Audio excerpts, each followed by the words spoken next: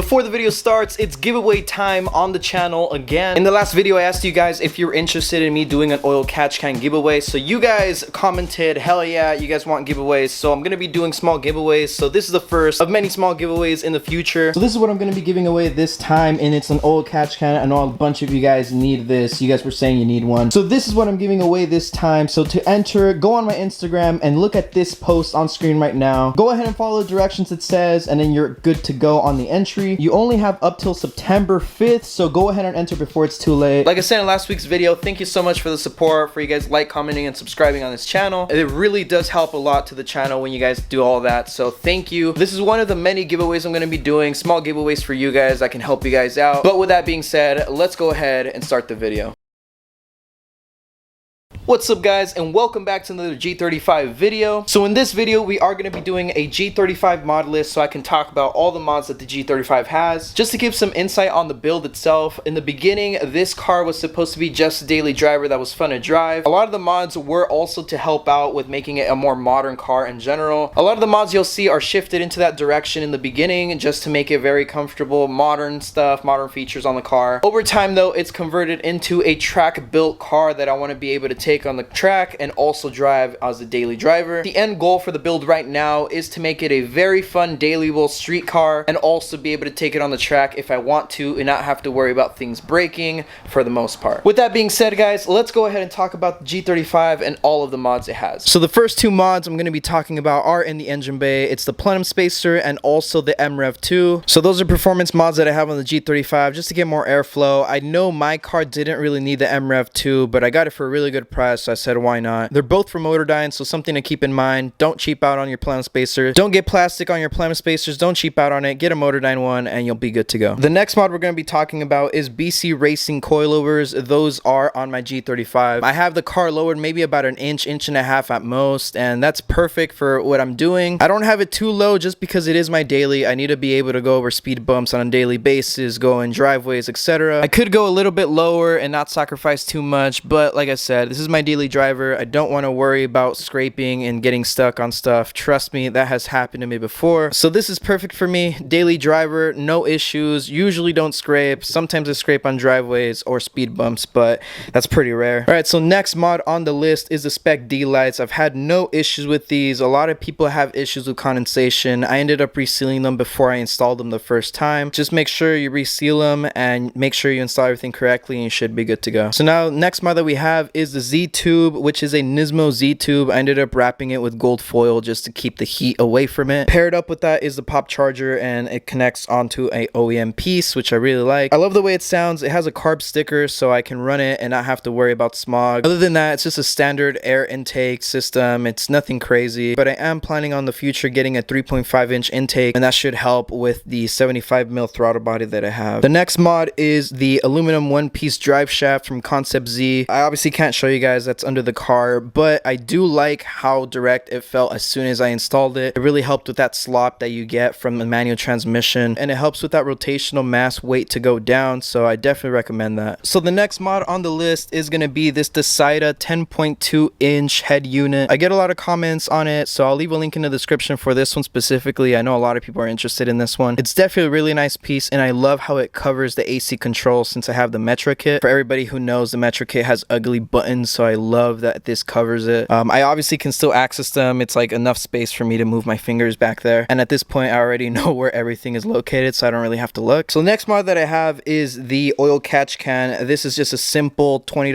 oil catch can, nothing crazy. I have this one going into the intake manifold and this one from the PCV valve into the catch can, and that's about it. Super simple, super useful. It does catch a bunch of oil, so I definitely recommend that. So the next mod is going to be under the car again, and it's the exhaust. I have an electronic cutout, so whenever I press the button I can make it go from loud to quiet and basically stock to a muffler and resonator delete, which is crazy. It does sound pretty loud, and I love it because if a cop's behind me or cops in the area, I can definitely just make it quiet and pass right by and not be caught. I live in California, so I'm very careful when I'm out, so I make sure by doing that I don't get caught. The last thing I want is a ticket on an exhaust. It's just annoying to deal with. My car is a 2004 G35 Coupe, so it doesn't have the 0607 taillights, so that's what I ended up upgrading to. I like them a lot than than the 03 to 05 taillights. They just look a lot better in my opinion. I like how it has a little strip instead of a circle for the reverse lights. Nothing too crazy, just ended up upgrading those to the 06, 07. So next mod up is the Hotchkis sway bars. Those are a lot stiffer than factory sway bars, so it does help with making sure that you have less body roll on the car. It will help for the track. It does help also for just daily driving, making it fun to drive. Alongside with the coilovers, that makes a huge difference. So the next mod up is going to be the roof. The roof is wrapped in aAvery gloss black. I ended up wrapping it myself. I did a pretty good job for the most part. For a first timer wrapping, I think it came out gray. It doesn't have any crazy air bubbles or anything. I'd honestly say that's the easiest material to work with if you're looking to wrap your own car or your own roof. So the next mod on the list is going to be the idler pulley delete. It was basically a useless pulley. It was controlling nothing, so I ended up deleting it since it was already a revision on Nissan's part. And the later VQ35s, they ended up deleting that pulley completely as well, and they used a little spacer. So that's what I did. If you guys want to check that video out, I'll leave it in the top right, so go ahead and check it out. Very cool video. You end up deleting a pulley, so you don't have to worry about that squealing or making noise in the future. I wouldn't say I noticed anything performance wise. It's basically just a maintenance thing, so you can get rid of a whole pulley and not have to worry about it. Now again, with my car being a 2004, it didn't come with the raised forged 19s, so that's what I ended up picking up. So I got these 19s on the G35 and I love them. I've had them for a little over a year. I got them powder coated actually. A buddy of mine hooked it up, so we ended up powder coating them for free. I'm a sucker for these wheels. I really love them, and I love the fact that they're 19s. I think 19s on G35s look really good. I think 19s on G35 Coupes look really good, so that's just my personal taste. So that's why I got these. So I ended up installing the reverse camera that is connected to the Android head unit on the inside. So whenever I put the car into reverse, it goes into the head unit and it just displays it. So that's really cool, really neat. That's why I like that head unit a lot. It's an Android head unit, so you can kind of program it to do a lot of stuff. So it's really useful, honestly, because sometimes with the windows being so tinted and it's nighttime, it's really hard to see how close you are, especially if you're in a really tight parking lot. That really helps out. So I'm really happy that I got that installed and I did that myself. Next mod on the list is going to be the steering wheel wrap. I ended up wrapping it with brand new leather. I ended up taking up the old one, which everybody who has a G35 knows that the old leather just ends up being super bad. You get it all over your hands and it's just super annoying to have. So I ended up taking that apart. I ended up putting this one on and I ended up stitching it myself. I kind of messed up on the bottom. I'm going to end up restitching it eventually, but I do like the way it looks with the orange stitching. You guys will notice that the theme of the car is going to be the orange color in general. So the gauges that I have are going to be orange. The stitching and the stitching on the shift boot is going to be orange as well. I wanted to go with the OEM Plus look to it, so I figured orange was going to look really nice and it wouldn't look out of place. Alright, so next mod on the list is going to be this coolant bypass valve. So I ended up installing this so that I don't get any coolant going into the throttle body. It's really unnecessary here in California since it isn't going to be that cold, so it's basically used to keep the throttle body warm. I have no real use for it since I live in California, so I put a valve so I can close it and then open it if I ever need to. It's super cheap, super simple to do. It's like 10 bucks, so why not? Like I had mentioned earlier, another mod that I have is the 75mm throttle body. So I do have the big bore throttle body and I got it from Simplistic Garage. I ended up finding about Simplistic Garage, doing some research, and I ended up just making a video on them. I love Simplistic Garage because their kits are cheaper than Z1 Motorsports, Concept Z, and NWP. So you definitely save some money, and then they actually make them in-house by using a CNC machine, so you don't have to worry about quality. So if you're looking to save some money, I definitely recommend getting the Simplistic Garage big bore throttle body for your DE, or even they have HRs as well. So another mod that's all over the car at this point is having sound deadening on the G35. So I basically ended up sound deadening the doors, the rear seats, under the seats, and I ended up doing the whole trunk. So that mod is going to basically help keeping the car more quiet, especially with all the MVH from all the other mods that I made. This helps to quiet it down and not make it unbearable to drive. Next mod up is going to be the stainless steel brake lines that I ended up installing on the G35. It already has Brembo, so that's really nice, so I wanted to go ahead and get some stainless steel brake lines. Again, this mod works with daily driving and also for the track. It's going to help out a lot in that. And pairing it along with that, I ended up installing a Z1